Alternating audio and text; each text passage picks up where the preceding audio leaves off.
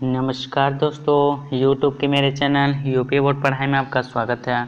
अभी तक आपने मेरे चैनल को सब्सक्राइब नहीं किया है तो प्लीज़ मेरे चैनल को सब्सक्राइब करें तथा बेल आइकन को दबाना ना भूलें। अगर यह वीडियो अच्छी लगे तो लाइक ज़रूर करें तथा कमेंट करके ज़रूर बताएं कि आपको यह वीडियो कैसी लगे। तो हम लोग दोस्तों पढ़ रहे थे क्लास 11 का फिजिक्स चैप्टर 10 तरलों में यांत्रिक गुण। इस वीडियो में हम पढ़ने वाले हैं बूंद के अंदर दाब आधिक्य या बूंद में अतिरिक्त दाब। तो चलिए वीडियो को स्टार्ट करते हैं। तो दोस्तों जो आज का हमारा टॉपिक है वह है बूंद के अंदर दाब आधिक्य या बूंद में अतिरिक्त दाब। तो हमने प्रीवियस वीडियो में जब बूंद में अतिरिक्त दाब निकाला था तो हमने देखा था कि P बराबर 2T/R आता है। तो इसी को हम लोग आज गणना करने वाले हैं। तो दोस्तों सबसे पहले हम देखते हैं कि बूंद क्या होता है। तो बूंद एक प्रकार का गोलाकार पानी होता है जिसके अंदर पानी भरा होता है तथा जो बाहर होता है वहाँ हमारा पूरा वायु होता है तथा जो बूंद है उसमें हमारा एक ही पृष्ठ होता है क्योंकि बीच में तो पानी भरा है तथा किनारे की ओर वायु है, तो यहाँ हमारा एक पृष्ठ बना। तो अब हम देखते हैं कि बूंद में हमारा अतिरिक्त दाब P बराबर 2T/R किस प्रकार आता है। तो यहाँ हमारा एक बूंद लिया गया है। यह जो बूंद है वह मान लीजिए यह बूंद है। तो बूंद में हमारा यहाँ बाहर की ओर हमारा दाब P लगेगा लेकिन अंदर की ओर एक अतिरिक्त दाब लगता है। तो यहाँ small p plus capital P हो जाएगा।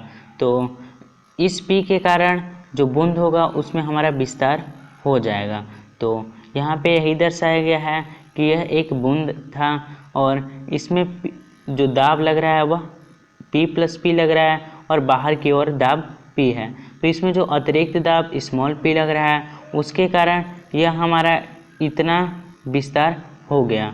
तो बूंद में इतना विस्तार हो गया, मतलब कि जो पहले त्रिज्या था कैपिटल R, तो हमारा जो अब त्रिज्या बन गया वह R प्लस कैपिटल R बन गया, मतलब कि त्रिज्या में हमारा डेल्टा R की वृद्धि हो गई। तो इसको हम लोग लिख लेते हैं।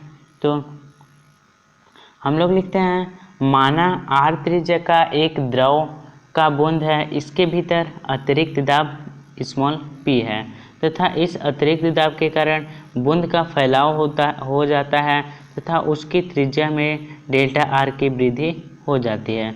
तो उस बिंदु के फैलाव से जो किया गया कार्य होगा वह दो प्रकार से होगा। पहला प्रकार हम साधारण कार्य का सूत्र निकालेंगे और दूसरा हम पृष्ठ तनाव के अभिधारणा से देखेंगे। तो पहला हमारा आता है कार्य बराबर बल गुणा विस्थापन या दूरी।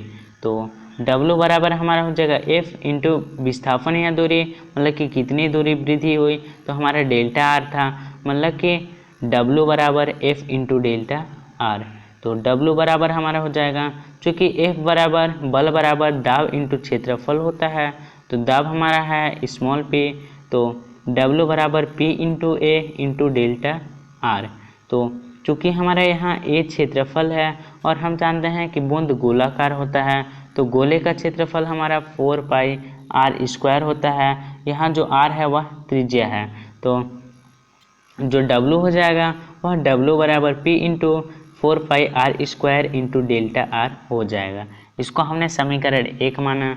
अब हम पृष्ठ तनाव की अभिधारणा से देखें तो हमने सूत्र पढ़ा है कि W बराबर T इंटू डेल्टा A, या T बराबर W बल्टा डेल्टा A पढ़ा था, तो हम यहाँ से W बराबर कह सकते हैं कि T इंटू डेल्टा A। तो यहाँ W बराबर T इंटू डेल्टा A आ गया, यह हमारा समीकरण 2 मान लिया हमने। अब यहाँ जो डेल्टा A है वह यहाँ क्षेत्रफल में वृद्धि है, यहाँ दाब की जगह पे क्षेत्रफल होगा, तो यह जो डेल्टा A है वह क्षेत्रफल में वृद्धि है। तो डेल्टा A बराबर हमारा जो निकालेंगे तो फैलाव के बाद क्षेत्रफल, मतलब बूंद फैलने के बाद जितना क्षेत्रफल हुआ माइनस प्रारंभिक क्षेत्रफल। तो डेल्टा A बराबर हो गया, फैलाव के बाद क्षेत्रफल को हमने A' से प्रदर्शित किया है तथा प्रारंभिक क्षेत्रफल हमारा A था, तो डेल्टा A बराबर A' माइनस A इसको हमने समीकरण 3 मान लिया। अब हम ए डैश का मान निकालते हैं। तो ए डैश बराबर, क्योंकि हमारे यह बूंद का क्षेत्रफल है तो हमारा हो जाएगा 4 पाई त्रिज्या का स्क्वायर, और जो यहाँ फैलाव के बाद चूँकि क्षेत्रफल है तो हमारा जो त्रिज्या हो जाएगा वह r प्लस डेल्टा r हो जाएगा। तो हमारा यहाँ ए डैश बराबर 4 पाई r प्लस डेल्टा और का स्क्वायर हो गया। और हम जब r प्लस डेल्टा r मतलब कि a प्लस बी का स्क्वायर खोलेंगे तो हमारा आएगा a square plus B square plus 2ab। तो हमारा ए डैश बराबर आ गया 4 pi r square plus delta r square plus 2r into delta r। तो यहाँ जो हमारा डेल्टा r स्क्वायर है वह अत्यंत नगण्य है, मतलब कि जो अतिरिक्त दाब है P उसके द्वारा जो फैलाव है वह ज़्यादा नहीं होगा। मतलब कि जब डेल्टा r कम है तो हमारा डेल्टा r स्क्वायर बहुत कम होगा। तो हमने इसको नगण्य मान लिया है तो इसको हम उपेक्षा कर देते हैं, मतलब कि हम डेल्टा r स्क्वायर को छोड़ देते हैं। तो ए डैश बराबर आ गया 4 पाई कोष्टक में r square plus 2r into delta r। तो ए डैश बराबर हम कोष्टक को खोल देते हैं। तो 4 पाई r स्क्वायर प्लस 8 पाई r इंटू डेल्टा r, इसको हमने समीकरण 4 मान लिया। तो समीकरण 4 से हम ए डैश का मान हम समीकरण 3 में रख देते हैं। तो समीकरण 3 था हमारा डेल्टा ए बराबर ए डैश माइनस ए। तो हम ए डैश का मान यहाँ रख देते हैं। तो हमारा डेल्टा ए बराबर आ जाएगा 4 पाई r स्क्वायर प्लस 8 पाई r into delta r minus 4 pi r square. तो यहाँ से 4 पाई r स्क्वायर कट गया। तो हमारा डेल्टा ए बराबर आ गया 8 पाई r इंटू डेल्टा r। इसको हमने समीकरण 5 मान लिया। तो समीकरण 5 से डेल्टा ए का मान हम समीकरण 2 में रख देंगे। तो समीकरण 2 हमारा था W बराबर T इंटू डेल्टा ए। तो जब हम इसमें से डेल्टा ए का मान रखें तो हमारा आया W बराबर T इंटू 8 पाई r इंटू डेल्टा r। तो अब हम समीकरण 1 व 6 से देखते हैं।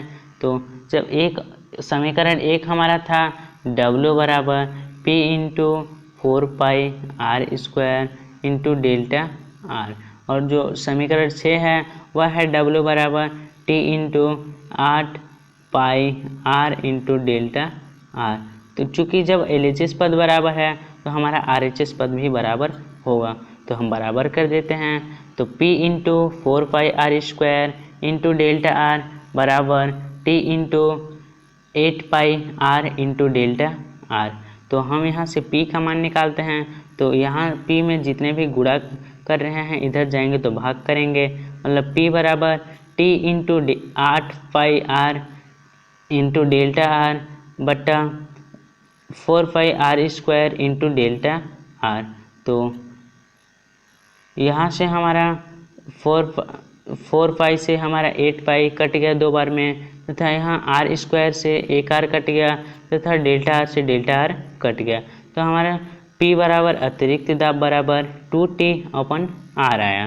तो हमने प्रीवियस वीडियो में भी देखा था कि जो अतिरिक्त दाब था वह P बराबर 2T अपन r आया था। तो इस वीडियो में हम इसकी गणना कर लिए हैं कि P बराबर 2T अपन r।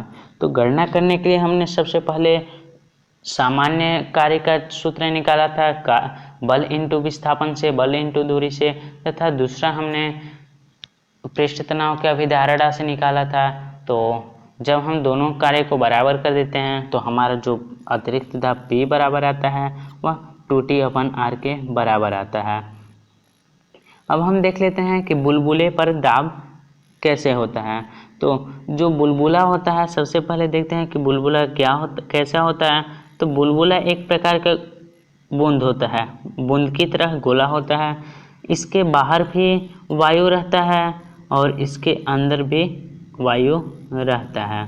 तो इसमें हमारे 2 पृष्ठ बन जाते हैं, एक बाहर की ओर एक अंदर की ओर। तो बुलबुले में 2 पृष्ठ होते हैं। तो बुलबुले के लिए हमने माना r त्रिज्या का एक बुलबुला है जिसमें अतिरिक्त दाब P लग रहा है। इस दाब के कारण बुलबुले में विस्तार हो जाता है, जिससे उसकी त्रिज्या R में डेल्टा R की वृद्धि हो जाती है। तो यहाँ चित्र में हमने देख रहे हैं कि यहाँ एक बुलबुला है, तो बुलबुले में जो अतिरिक्त दाब स्मॉल p लग रहा है, उसके वजह से उसमें वृद्धि हो गया। वृद्धि कितना हुआ? डेल्टा R का। तो पहले इसकी त्रिज्या R थी तथा इसकी त्रिज्या अब डेल्टा R हो गई। तो